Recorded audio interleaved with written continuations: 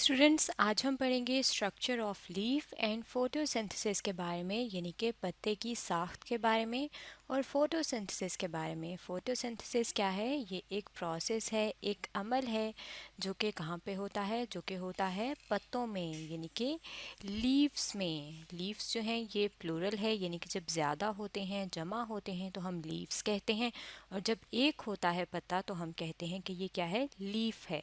अब लीफ के अंदर फोटोसिंथेसिस का प्रोसेस होता है। इस प्रोसेस में होता क्या है कि पौधे अपनी खुराक तैयार करते हैं, यानी कि जितने भी प्लांट्स होते हैं उनकी खुराक जो तैयार होती है, जो फूड सिंथेसाइज होती है, वो कहाँ पे होती है? वो लीव्स में हो रही होती है।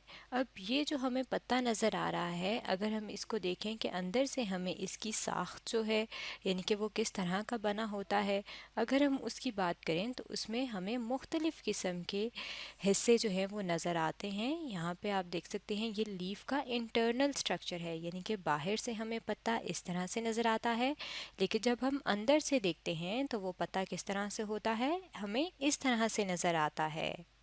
अब जब फोटोसिंथेसिस का प्रोसेस होता है, यानी कि जब खुराक तैयार करने का अमल होता है, तो उसमें क्या चीज़ चाहिए होती है? उसमें चाहिए होती है वाटर, यानी कि पानी की ज़रूरत होती है।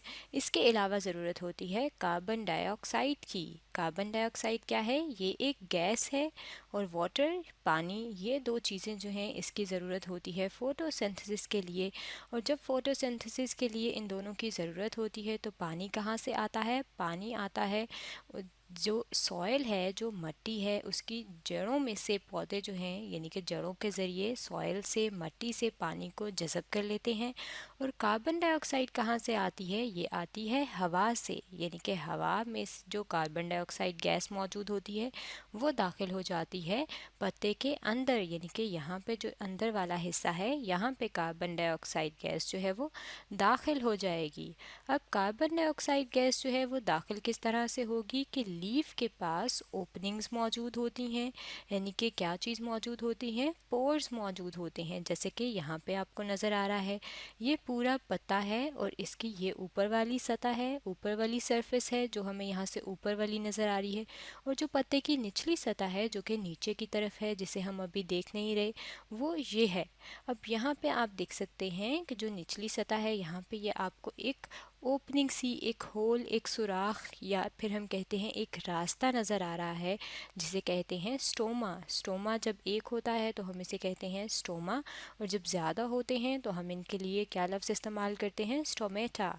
अब यहाँ से कार्बन डाइऑक्साइड गैस क्या करती है? जो हवा में मौजूद होती है तो वो यहाँ से एंटर हो जाती है, दाखिल हो जाती है लीफ में। और जब यहाँ पे कार्बन डाइऑक्साइड दाखिल हो जाती है तो पानी जो है वो ऑलरेडी मौजूद होता है, यानी कि पानी जो होता है वो मौजूद होता है इस पत्ते के अंदर, जो इसके मुख्तलिफ हिस्से हैं उनमें। और पानी कहाँ से आया है? जो कि पौधे की जड़ों ने जज़ब किया था ज़मीन से।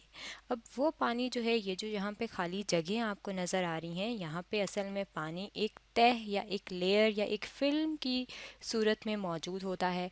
और जब कार्बन डाइऑक्साइड जो है यहाँ पे एंटर होती है तो कार्बन डाइऑक्साइड और वाटर जो हैं ये आपस में मिल जाते हैं।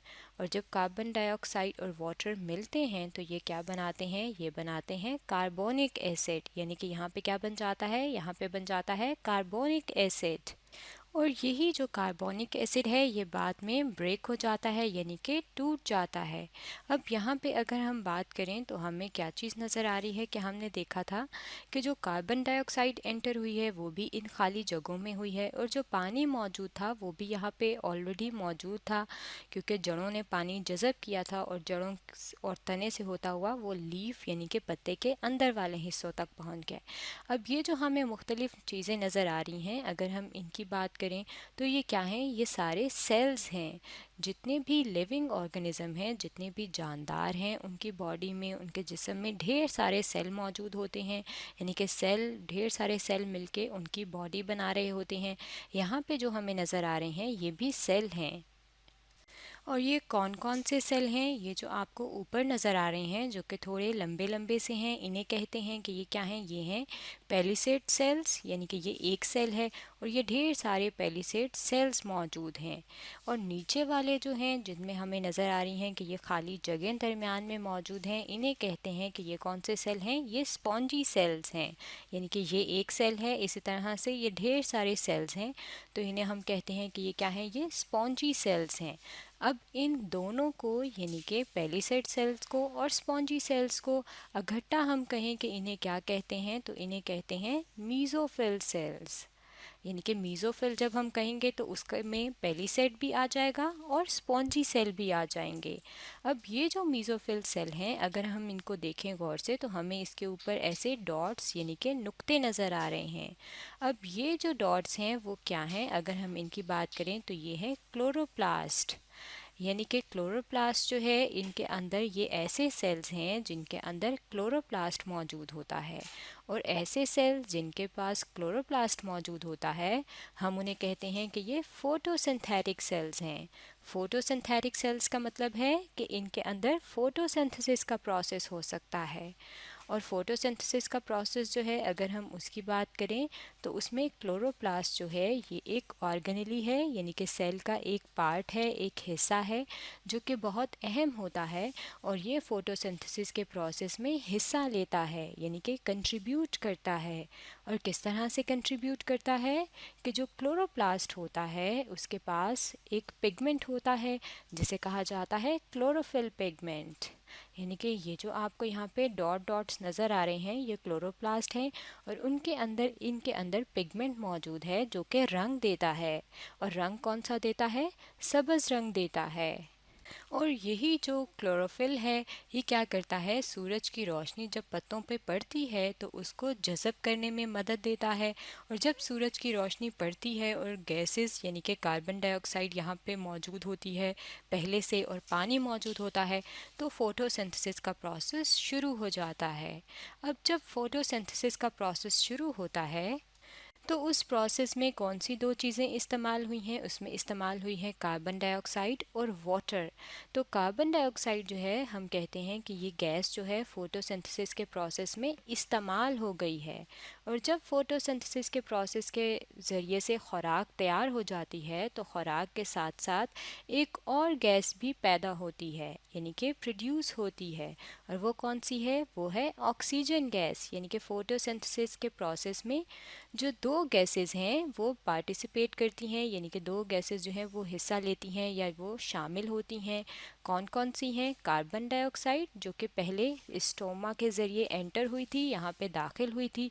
और जब पत्तों के अंदर फोटोसिंथेसिस का प्रोसेस मुकम्मल हो गया तो खुराक तैयार होने के साथ साथ दूसरी कौन सी गैस बनी, ऑक्सीजन गैस। और ये ऑक्सीजन गैस जो है ये बाद में पत्तों से बाहर आ जाती है और इसको इंसान इस्तेमाल करते हैं सांस लेने के लिए, यानी कि ब्रीदिंग के लिए। अब ये जो गैसेस हैं जो कि कार्बन डाइऑक्साइड दाखिल हो रही है इन खाली जगहों में यानी कि एयर स्पेसेस में, और जब फूड तैयार हो जाती है, खुराक बन जाती है और साथ साथ ऑक्सीजन गैस बनती है, तो वो ऑक्सीजन गैस बाहर आ जाती है। ये किस के तरीके से आती है, इसमें जो तरीका इस्तेमाल होता है वो है डिफ्यूजन। यानी कि जो गैसेस हैं, कौन सी, कार्बन डाइऑक्साइड और ऑक्सीजन, ये डिफ्यूजन के ज़रिए मूव करती हैं। और डिफ्यूजन जो है, अगर हम इसकी बात करें कि ये कौन सा अमल है, तो ये वो प्रोसेस है जिसके ज़रिए से जो भी चीज़ है वो जहाँ पे ज़्यादा मौजूद होती है वहाँ से जाती है जहाँ पे उसकी मिकदार कम होती है। कंसंट्रेशन जो है, ये लफ्ज़ इस्तेमाल होता है मिकदार के लिए, यानी कि अमाउंट के लिए। अब हवा में कार्बन डाइऑक्साइड ज़्यादा होती है तो वो पत्तों में जाती है, और जब पत्तों में खुराक तैयार होती है और साथ साथ ऑक्सीजन गैस बनती है तो क्या होता है कि यहाँ पे पत्तों में ऑक्सीजन गैस ज़्यादा हो जाती है। और जब ऑक्सीजन गैस यहाँ पे ज़्यादा हो जाती है तो फिर वो बाहर की तरफ आती है, यानी कि ज़्यादा जहाँ पे मिकदार है वहाँ से कम मिकदार में आ रही है, कम जहाँ पे कम मिकदार है वहाँ पे मूव कर रही है या जा रही है। तो हम कहते हैं कि पत्ते जो हैं उनकी साख्त इस तरह से होती है कि गैसेस जो हैं वो भी आसानी से अंदर बाहर जा सकती हैं। उनके अंदर क्या चीज़, क्लोरोप्लास्ट भी मौजूद होता है। इसके अलावा खुराक तैयार करने के लिए जिन दो चीज़ों की ज़रूरत होती है, पानी और कार्बन डाइऑक्साइड, वो भी पत्ते तक आसानी से पहुंच जाते हैं क्योंकि पत्ते की साख जो है वो फोटोसिंथेसिस के प्रोसेस के लिए बेहतरीन है। तो स्टूडेंट्स, आज हमने पढ़ा structure of leaf and photosynthesis के बारे में।